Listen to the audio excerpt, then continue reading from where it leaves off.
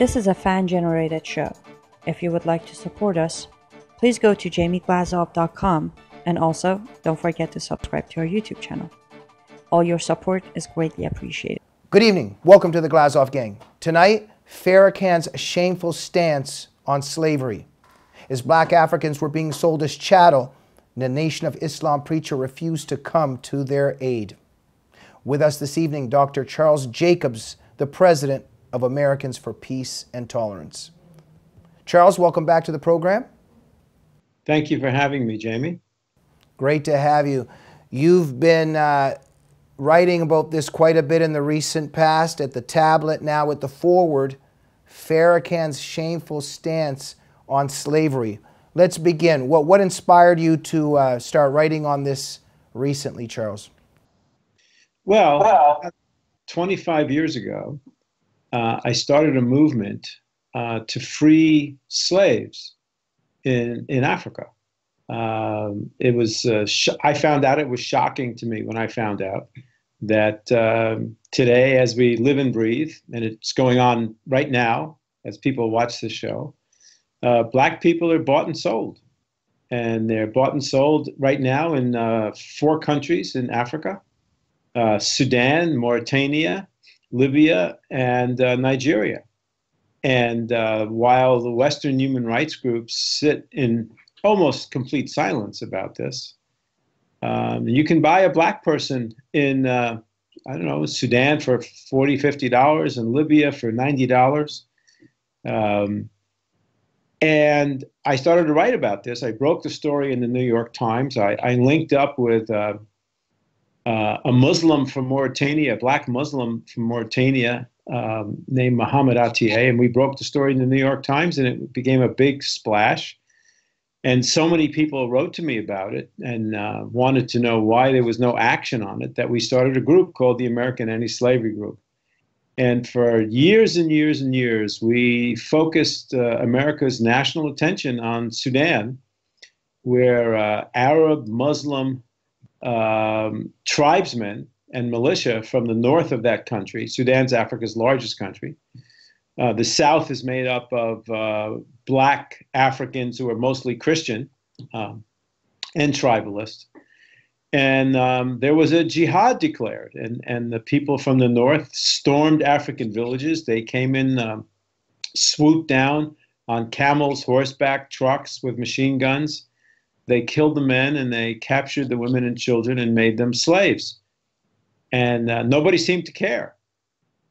So we cared, and we created a movement in the United States. A lot of it was driven by African Americans here, which, with the help of Christians in Europe, we flew into South Sudan, and we bought back the slaves. We bought their freedom, and this was on national television. It was all over the place, in the black press.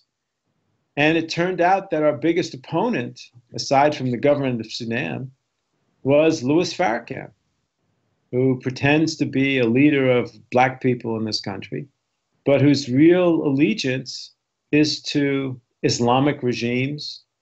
And at the time, particularly, he was on the payroll of Muammar Gaddafi, the leader of Libya, who had lent him, quote unquote, $5 million, and who had promised him $50 million. So Charles, let's narrow in on that, because PBS is Tony Brown's Journal. It's a popular news show. You went on that show, and then Farrakhan's Nation of Islam immediately demanded to have its own spokesperson, Akbar Muhammad, I think was his name, come on the show with a different view. So that's where a lot of this was crystallized, right? That was the original clash. The clash came about because as news seeped into the black community about the ongoing trade in black flesh in the Arab world, this hurt Farrakhan, because after all, his main goal is to promote the idea among black people that Islam is the path to freedom. Well, the hell it's not in places where Muslims are enslaving black people. And the worst case was in Mauritania, where the blacks who were slaves had already been converted to Islam. So here you had a case we had black Muslims enslaved by Arab Berbers. And this totally upset his main message. And so he had to attack us and call us, Zionist liars, Jewish conspirators, liars, etc. But he lost that argument. Charles, it's just incredible, it's incredible, but completely expected dealing with somebody like Farrakhan and, of course, dealing with the left. But very interesting that they called this the big lie that was part of a Jewish conspiracy against Farrakhan. It's very interesting that they brought the Jewish conspiracy into trying to camouflage this whole thing, right? What does that say? Well, I mean, Farrakhan is the most dangerous American anti-Semite. While Jews know how to fight white anti-Semites, at least from the Nazi side, pretty well, they don't know what to do when a black man is being an anti-Semite, is being anti-Jewish, because Jews line up for black civil rights. They were in the forefront of Martin Luther King's movement, and here you have someone who many claim is a leader of the blacks, and so it's kind of Jews would hesitate to fight him, but Farrakhan is the one who wrote a book that falsely claimed that the Jews were behind the slave trade. And so, he was very upset, and he used the hook of the Jews, the angle of Jewish malevolence, to try to prove that what we were saying was not true. But his problem was, it wasn't only us that were saying it. It was Amnesty International. They didn't do anything about it, but they reported it. Even the United Nations reported it. So he couldn't get away with that. Okay, so Charles, now, so Farrakhan is betraying black people for the sake of the Islamic cause and also betraying many Muslim blacks. Gaddafi had loaned Farrakhan $5 million in 1984, as you point out, and Gaddafi also promised to give the Nation of Islam $1 billion for Muslim causes, quote unquote, as you write about. So Farrakhan's a bought man on several levels by Gaddafi, and that's one of the ingredients to this story, right? Yeah, it was a $50 million promise that President Clinton made sure never happened, by the way. And it was a $50 million promise to have black Muslims form a revolution against America. And that never happened. But that's where this was all going. And so eventually, Farrakhan was called out at a news conference. A reporter asked him, "Well, what is this business about your position in Sudan?" And he was infuriated, and he shook his finger at the reporter. He said, "If you think that there's slavery in Sudan, you go send reporters and you find out." Well, the Baltimore Sun took him up on it, and they sent two reporters, a white guy and a black guy, and they went to Sudan, and just to see, they purchased a slave. And they wrote about it. It was on a front page series on the Baltimore Sun. It was a Pulitzer Prize winning series. So Farrakhan was totally humiliated and embarrassed by this. And did he ever apologize? Never. Right.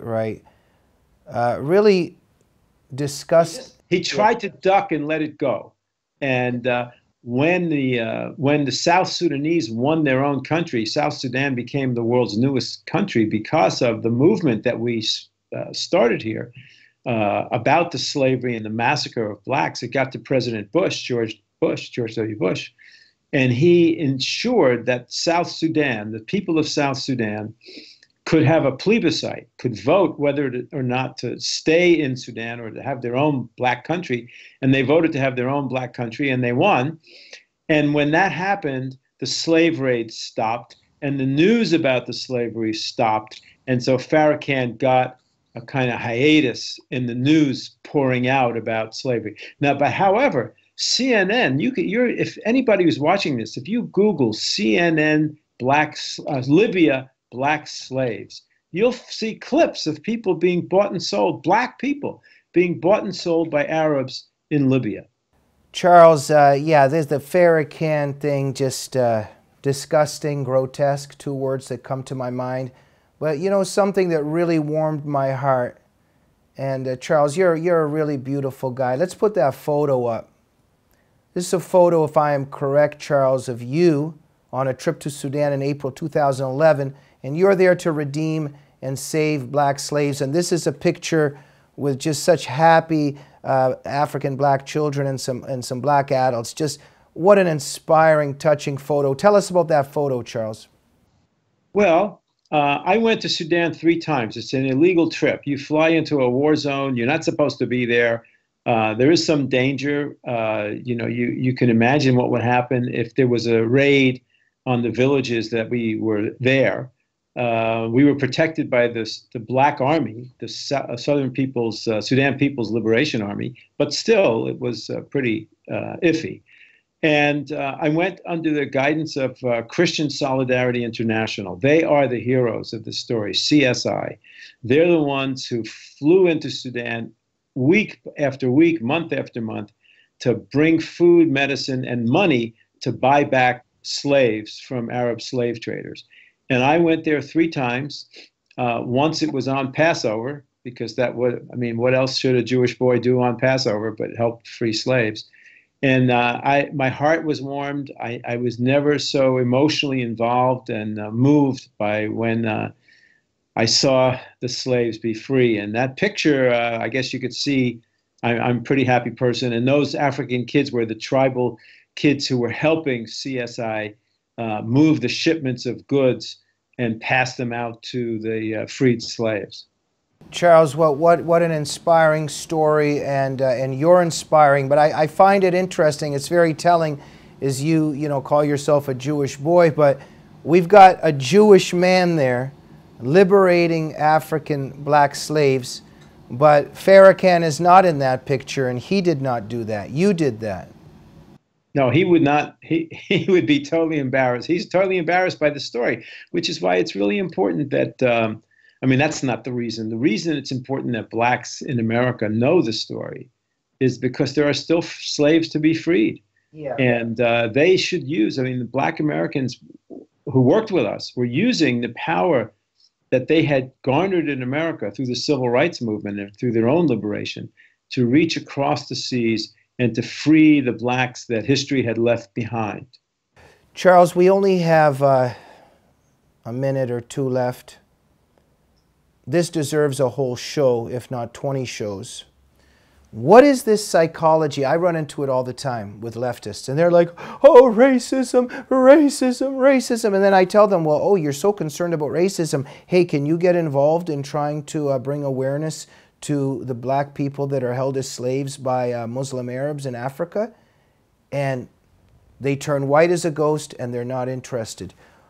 The left is, for the left, it only matters if black people are persecuted by white people. But if black people are suffering tremendously somewhere in the world, and it's not somebody that supports Donald Trump, they're not interested. What does this say about them? Well, it's really a key to their hypocrisy, because they're really not interested in human rights. They're really interested in saying, I'm the good white guy. I'm the good white guy. I need to be innocent of all the charges of Western sin, you know, Western past slavery, Western past imperialism, or whatever they want to call current, you know, hegemony. So yeah. It's not about human rights. I mean, that explains why when it was white South Africans that were doing bad things to blacks, all of the American left leapt up and, you know, and closed down Wall Street. But, you know, slavery is a whole lot, apartheid's bad, but slavery is a whole lot worse. And if you really care about human rights and not about showing, you know, moral posturing that you're the good white guy, then certainly you would go first to save the slaves. Dr. Charles Jacobs, thank you so much for everything that you're doing, and especially in this regard. That picture just tells and says a million words. Before we go, the people that are on the edge of their seat right now, inspired by this story, they want to do something. Tell them 2 things. Number 1, how can they best support Americans for Peace and Tolerance? And how can they get involved and still give Farrakhan a hard time on his hypocrisy and shamelessness? Okay, so on the first one, you can reach us at peaceandtolerance.org, and on the second one, if people Google Farrakhan's slavery problem, that's all they have to Google, and it'll bring it to the article that I published just last week in the forward, and they can use that and send it around to people and begin to teach people about the slave situation. It's ongoing today, and it's a travesty. Dr. Charles Jacobs, thank you for everything that you're doing, and we are telling all of our viewers, go to the Americans for Peace and Tolerance and help Dr. Charles Jacobs in everything that he's doing. Charles, we hope to see you again soon. See you soon, Jamie. Thank you. Thank you. And thank you for watching the Glazov Gang. Please remember, we're a fan-generated program. If you like what we do, go to jamieglazov.com to support the show. And please make sure you're subscribed to the YouTube channel of the Glazov Gang. Good night.